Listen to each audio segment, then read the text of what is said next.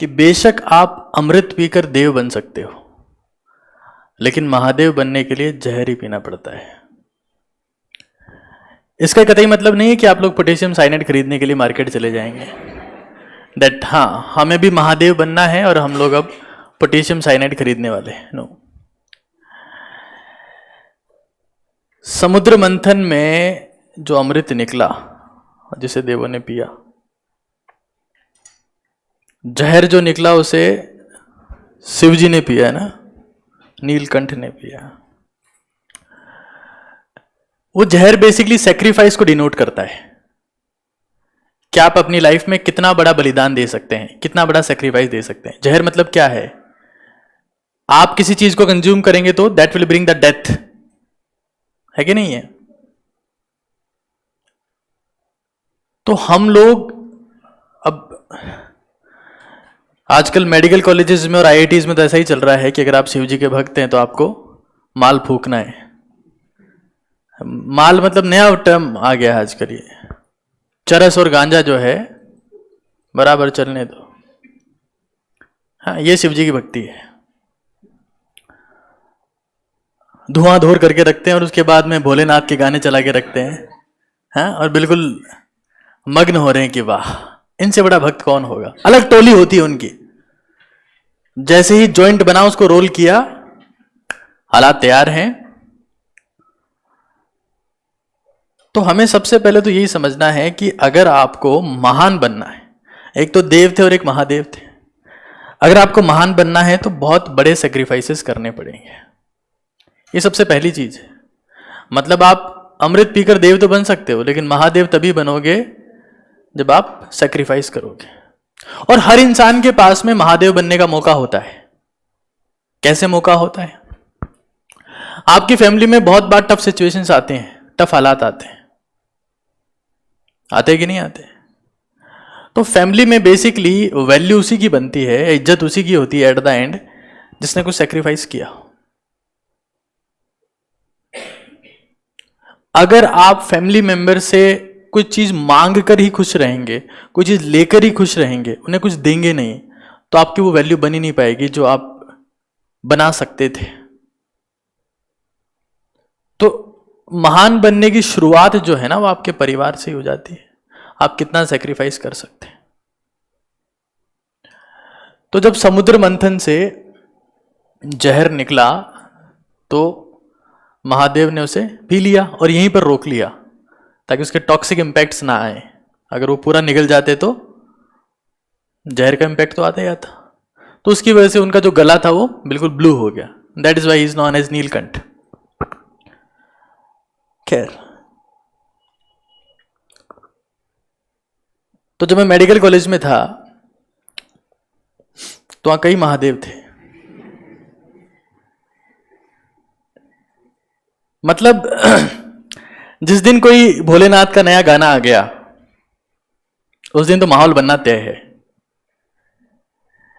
तो आप में से भी बहुत सारे लोग ऐसे होंगे जो कल को आईआईटीज में और मेडिकल कॉलेजेस में जाएंगे, तो इस बात का जरूर से ध्यान रखें कि आप कम से कम उस संगत से दूर रहें।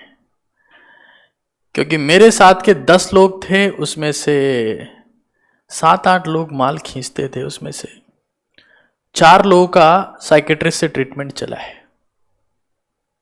मेडिकल कॉलेजेस में और आईआईटीज में जाने वाले स्टूडेंट्स में डिप्रेशन बहुत कॉमन है, सुसाइड्स बहुत कॉमन है, क्योंकि उनकी एक्सपेक्टेशंस बहुत हाई होती है, मुझे जिंदगी में ये करना है। और जब वो फिर गलत चीजों में पड़ जाते हैं तो मेहनत नहीं कर पाते हैं। जब मेहनत नहीं कर पाते हैं तो एक्सपेक्टेशंस पूरी नहीं कर पाते हैं।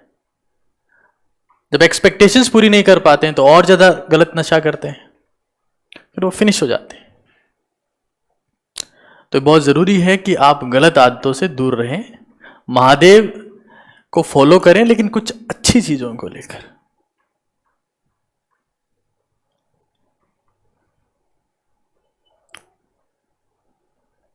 दूसरी बात, जो महादेव है उनके तीसरी आंख is known for the third eye. 2 आंखें तो सभी की होती है, लेकिन वास्तविकता में देखा जाए तो तीसरी आंख हर इंसान के पास में है। लेकिन यूज बहुत कम लोग करते हैं। आप लोग कहेंगे सर तीसरी आंख कहां पर है? शिव जी के पास में फिजिकली थर्ड आई नहीं थी, जैसी आप फोटोज में देखते हैं वैसी कोई आई नहीं थी। इट वॉज इंटेलेक्चुअल आई, दूरदर्शिता को रिप्रेजेंट करती है वो, कि आप जिंदगी में कितना दूर तक देख सकते हैं, क्या सोच सकते हैं और क्या हो सकता है। तो पहली बात तो ये अप्रोच, अगर आप थर्ड आई, अब ऐसा नहीं करना है कि सर हम लोग शिवजी वाली थर्ड आई चाहिए तो हम लोग यहां पे ड्रॉ कर लेंगे। थर्ड आई का मतलब क्या है? जो सामने है उससे आगे देखना, या फिर जो सामने नहीं है उसको देखना, दोनों चीजें।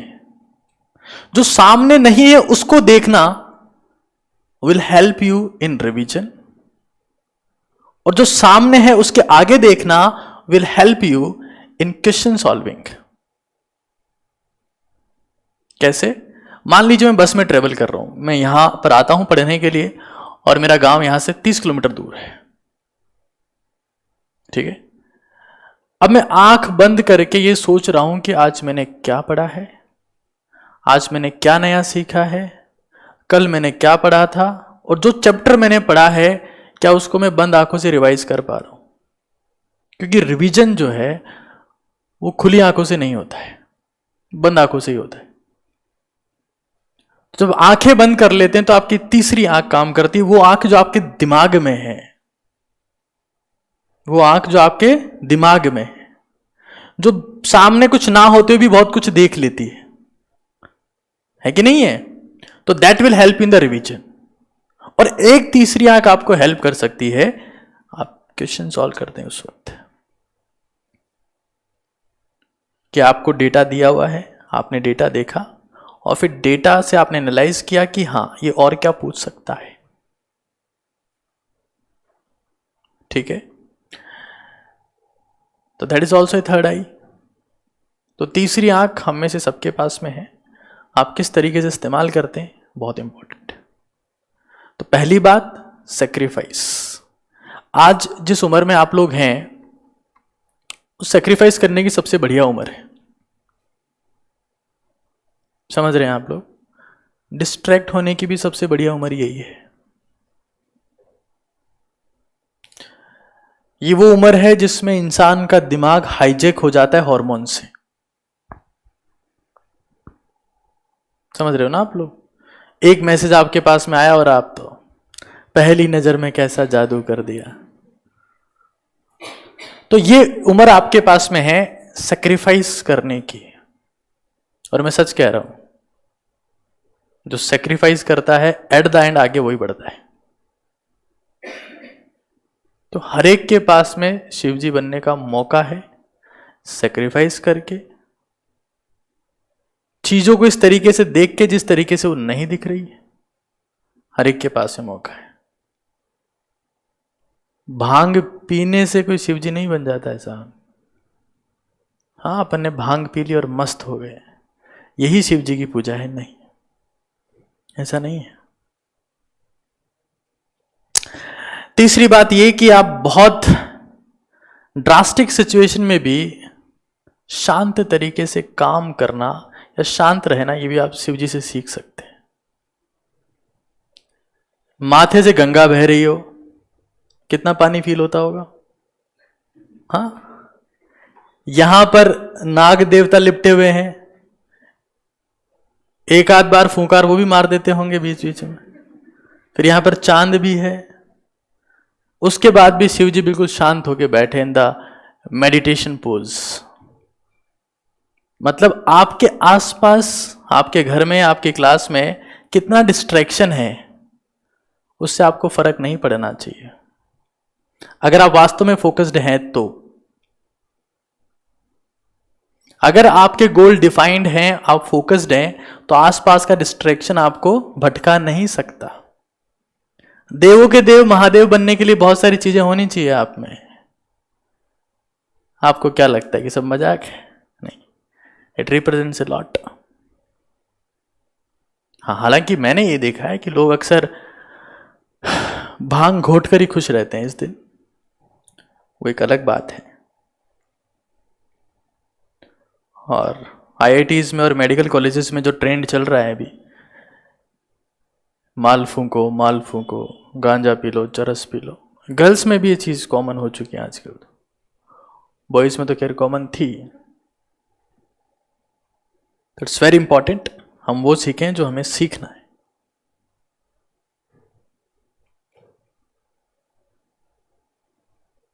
It's very essential. आप लोग कल को किसी बड़ी कॉलेज में जाएंगे तो वहां आपको ऐसा माहौल मिलेगा, और वो माहौल आपको ये कह के इंस्पायर करेगा, ये कह के अट्रैक्ट करेगा कि अरे क्या बात है, अब तो तू सक्सेसफुल हो गया है, अब तो तू आईआईटी में आ गया, अब तो तू मेडिकल कॉलेज में आ गया, अब तो तू एम्स में आ गया, अब क्या करना है तेरे को, मस्त रहे। नो, अगर आपको वास्तविकता में बहुत आगे जाना है तो वो चीजें छोड़नी पड़ेगी, बहुत आगे जाना है तो। It's very essential. आपने देखा Sushant Singh Rajput,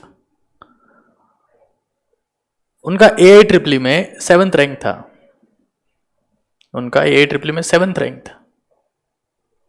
he went for suicide, आत्महत्या कर ली, सुसाइड कर लिया। क्यों? Just because of all these drugs. वरना किसी इंसान की जिंदगी में इतना स्ट्रेस नहीं होता है। खैर,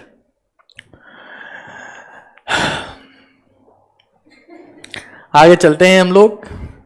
देखिए, आप किसी देवता की पूजा करें ना करें, उस किसी को माने ना माने, भक्ति करें ना करें, क्योंकि मैं तो भक्ति और इन सब चीजों में बिलीव नहीं करता हूं शुरू से ही। कर्मों में बहुत ज्यादा बिलीव करता हूं। कर्म कैसे करते हैं ये हम जरूर सीख सकते हैं इनसे, और वास्तविकता में वही भक्ति है।